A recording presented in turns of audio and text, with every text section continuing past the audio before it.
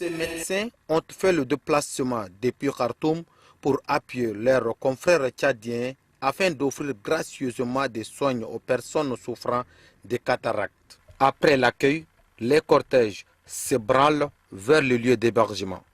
Dans ces salons, la première autorité du bar El Ghazel a échangé avec les corps soignants sur les tenants et les aboutissants de la caravane ophtalmologique qui commence ce samedi 8 septembre à Moussoro. On vous souhaite bonne arrivée aux provinces de Bahr El Ghazel. Nous avons une commission qui a été mise en pied pour vous accompagner dans vos activités. Et nous sommes là à votre disposition jusqu'à la fin de votre mission. Pour le chef de l'équipe médicale soudanaise, Dr Abou Oubeida Mokhtar, son équipe travaillera en parfaite collaboration avec le médecin tchadien pour opérer plus de 1000 personnes souffrant de problèmes de vue. Une journée exceptionnelle dans la cour de l'hôpital provincial de Pala. Cette structure hospitalière est remplie de patients qui souffrent de diverses pathologies venues de différentes localités du Mayou-Kébi-Ouest.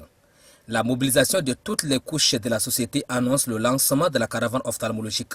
La vision émane de la volonté de la première dame Inda Debitnou à travers sa fondation qui œuvre dans le social, dont l'amélioration des conditions sanitaires des populations tchadiennes, des concerts avec Direct Aid appuyés par l'équipe médicale égyptienne. Hamad Hamdam a, au nom de l'association Direct Aid Bureau du Tchad, fondé son intervention sur les objectifs assignés par son organisation. Selon lui, elle cible les axes majeurs qui sont la santé, le social et l'éducation. Le chef de mission de la caravane ophtalmologique à Pala, Issa Mohamed Mahdi, lui dit que cette caravane vise à redonner le sourire aux patients souffrant des problèmes oculaires. Cette caravane a pour objectif d'opérer 1000 patients et l'opération est gratuite. La lutte contre les inégalités sociales sur toute l'étendue du territoire tchadien, c'est la stratégie qu'adopte la première dame Inda Debitnou, propos du gouverneur de la province du Mayou-Kébi-Ouest, Weiding Assi Assoui. La première dame a créé cette fondation qui est une institution à part entière et indépendante pour continuer la lutte en fédérant ses actions dans le pays pour jouer le relais d'assistance sociale et de développement à la base. Les consultations, les opérations et la distribution des verres correcteurs sont les activités inscrites au cours de cette caravane ophtalmologique dans la province du Mayou-Kébi-Ouest. L'hôpital provincial de Pala fait face à des problèmes récurrents des sages-femmes. Il compte en son sein 3 sages-femmes et une maïticienne.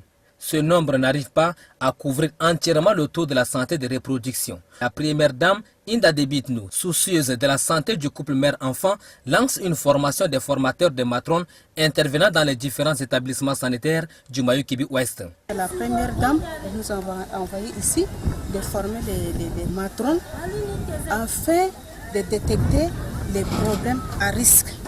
On a en première position la consultation prénatale, dont l'importance et avantage de la consultation prénatale. On a également l'hygiène de la femme enceinte. Au cours de cette rencontre qui durera 5 jours, les sages-femmes recrutées à cet effet vont outiller au total 216 matrones sur les pratiques courantes de l'accouchement.